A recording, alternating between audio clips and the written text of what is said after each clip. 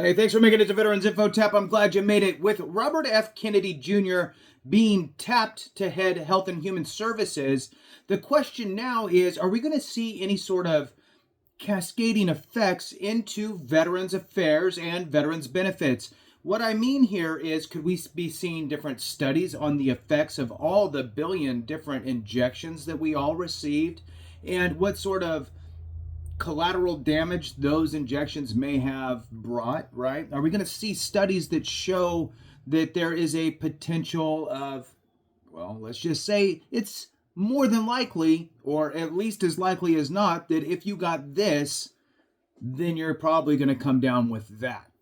And if that's the case, that could open up more benefits for more people simply by going through the military injection process.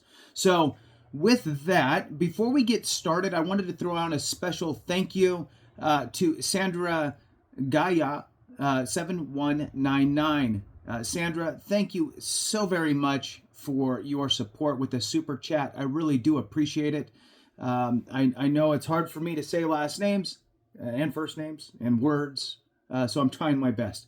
Sandra Gaia, thank you so much for your support. I really do appreciate you. All right, so let's jump back into this. I'm going to go through 5 health policy stances for Robert F. Kennedy Jr. And the idea here is, let's think about how that could lean over into Veterans Affairs and potentially creating evidence. It could potentially create evidence for conditions. Let's remember that already there are presumptive conditions that stretch beyond your time in service simply based on the fact you served. And some of them are, well, every condition is disturbing. So let's read these real quick. So let's remember that a presumptive condition from the VA means that they presume that simply based on your duty status, wherever you serve, depending on the list of presumptive conditions, right? There's a qualifier, right? So if you served in X area during X time frame, you have a presumptive list. And if you have one of those conditions on that presumptive list and you served in one of those specified areas, they just go, it's because of that you have that, and we're sorry. Here's a check per month and you get to go get some health care. So most of them have to do with basically being in certain areas around the world. Okay, so Agent Orange stuff, burn pit stuff are the big ones. However, there is a list of presumptive conditions. There's actually 2 of them. There's the 1-year presumptives, which means that if a condition appears within 1 year from your time in service that's on that list, regardless of where you served. You could have been in San Diego, California, your entire time, and then got out. And then within 1 year, for example, you have hypertension. They just presume that it's due to your military service, and bam, you're service connected. Here's some other ones that are beyond 1 year, that simply based on serving in the military and whatever you could have potentially been exposed to or had injected in you or whatever the case is, the VA will just presume that it's due to your time in the military, whether you did a 2-year time frame and you got out, or you did 33 years. It really doesn't matter. It's just simply based on the fact you served. So it says here, are any illnesses covered if they appear more than 1 year after discharge? Yes. You may be eligible for disability compensation for these illnesses even if they appear more than 1 year after discharge. Hansen's disease can appear anytime within 3 years of discharge, and the VA will presume it's due to your service. Hansen's disease. Tuberculosis can appear anytime within 3 years after your discharge. If it does, they will service connect you for it. Multiple sclerosis can appear anytime within 7 years after your discharge. So that it's a little bit mind-boggling, and when you think deeper into this, okay? ALS, Lou Gehrig's disease, can appear anytime in your life. So what the VA is saying here by making these presumptive is because of your military service, period, not where you served, anywhere, because of your entry into the United States military, you are more likely to come down with those conditions, is the simple fact. So then the question is, why? Why am I more likely to have ALS or multiple sclerosis or Hansen's disease or tuberculosis? Why am I more likely to get that than, Joe Civilian? Well, start peeling the onion back, right? So what I'm going to do here is I'm going to read through these 5 health policy stances of Robert F. Kennedy. Some may apply, some may not apply to kind of my mindset here on, are we going to see anything that can translate over into the VA or VA benefits? And really, honestly, are we going to see maybe changes in the military as far as vaccine? Look, at the end of the day, if what the goal is to save money on paying out benefits, right? Then you got to find the root cause and kind of work on that a little bit. Just saying. So you'd have to go all the way back to the time of entry, do a good selection on pulling people in, and then 2, maybe not do things that would create a bunch of presumptive conditions would probably be a good start. Controllable things. So anyway, let's jump into it. So let's see. I'm just going to jump straight in. I'm skipping over the whole 4 paragraphs before this and just jump into the meat here. Again, it's 5 health policy stances of Robert F. Kennedy Jr. Again, some may apply, some may not. Food and nutrition. Trump has promised that Kennedy's leadership will focus on combating chemicals, pollutants, and additives that he claims contribute to chronic disease. Well, chronic disease is service connectable, right? If you can prove the nexus in the U.S. Kennedy is known for touting healthier diets, discouraging seed oils and pesticide-heavy agriculture, and advocating for raw milk, despite health risks associated with unpasteurized dairy, which, I don't know. I mean, there's people that drink it all the time. Go ask all the Amish folks, right? And plenty of other people as well. Moving on, his potential influence on dietary recommendations would likely face challenges in balancing industry interests. Right? Let's read that again. His potential influence on dietary recommendations would likely face challenges in balancing industry interests with public health goals. Kennedy explained that improving food quality in the U.S. is an easy fix, citing that many ingredients used in food are not permitted in European countries.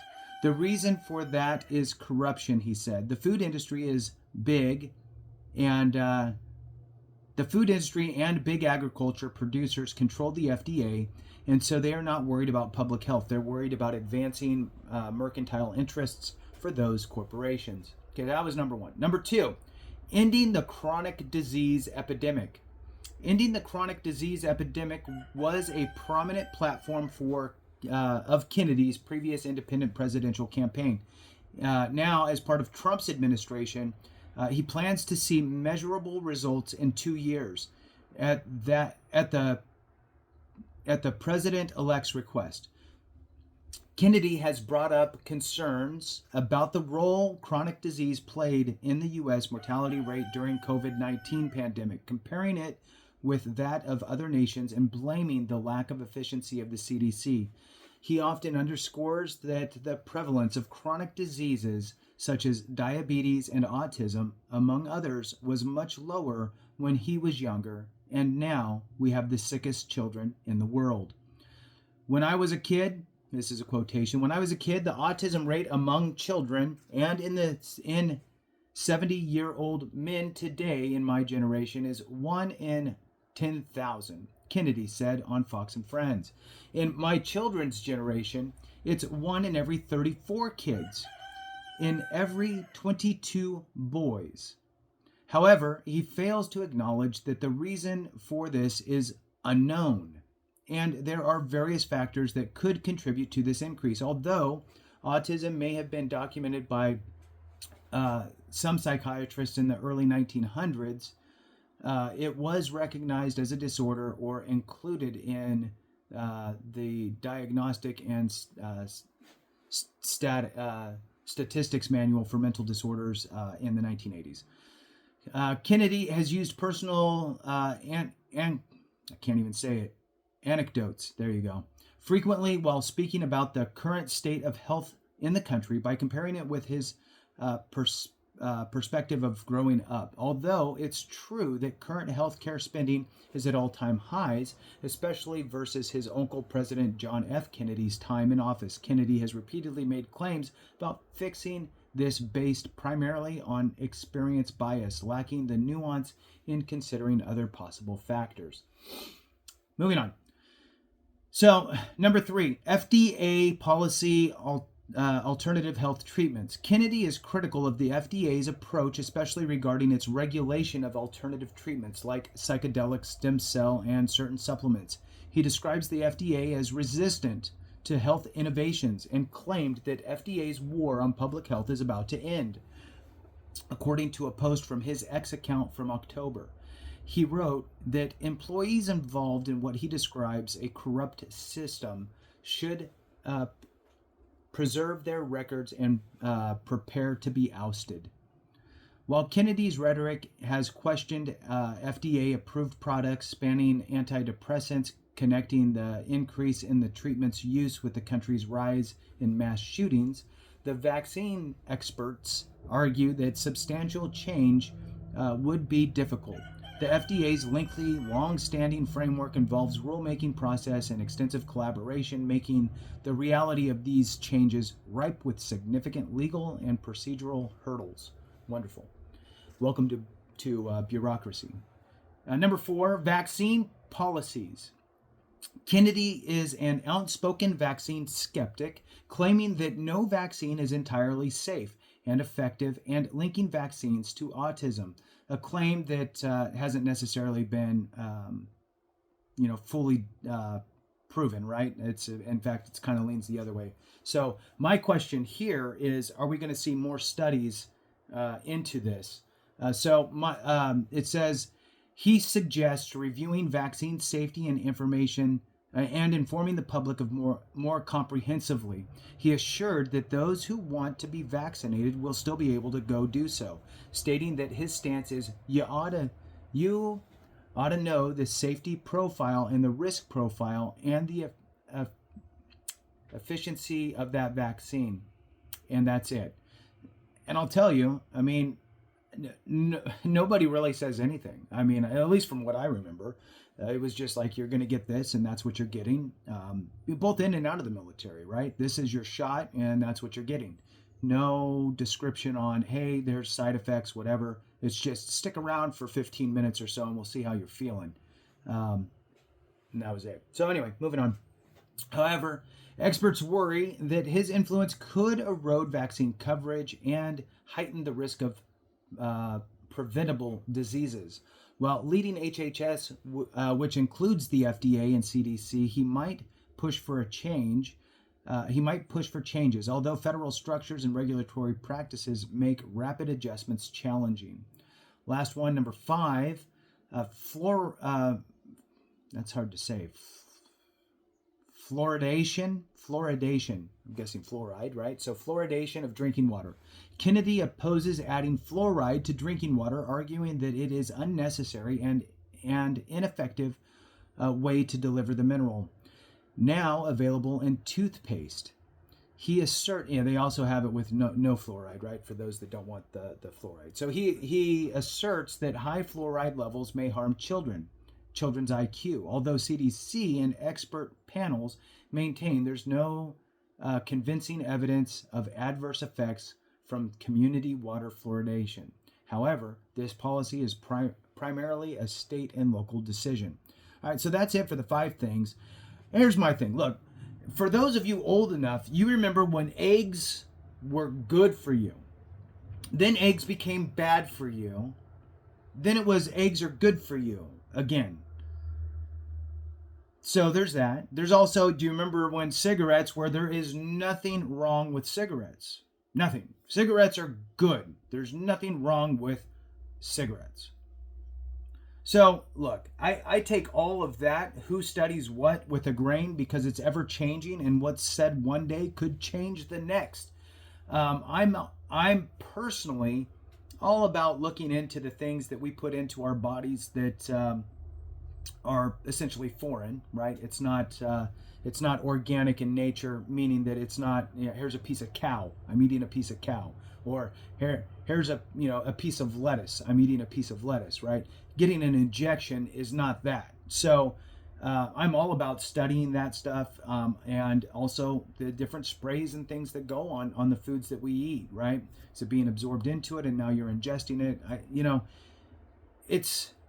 We are what we ingest, right?